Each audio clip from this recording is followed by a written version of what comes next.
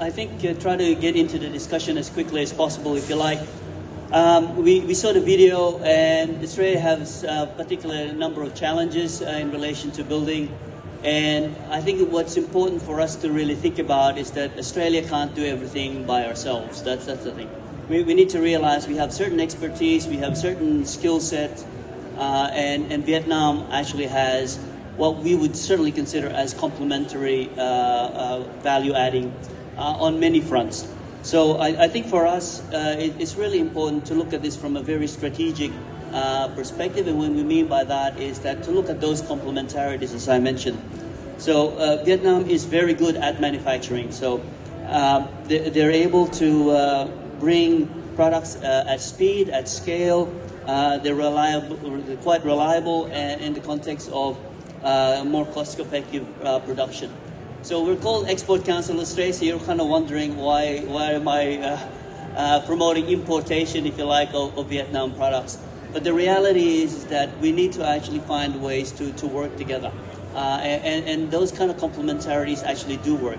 So what does Australia bring to the equation? So Australia is actually very strong in the design, in the branding, in the sustainability thinking. We have a reputation certainly in the context of the standards, and certainly R&D as well. I mean, together we actually bring quite significant value add for whatever products that we bring.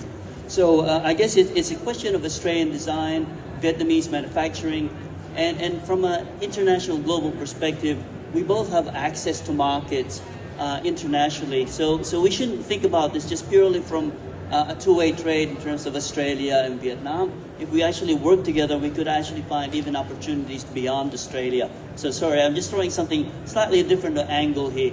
And in fact, with the way the world is going at the moment, we need those reliability. So certainly Vietnam can provide that. The distance, especially now with fuel, shipping costs rising constantly, we need that kind of predictability. And look, the war in Iran, the Middle East, at the moment it is still going, but at some point that is going to sort itself out.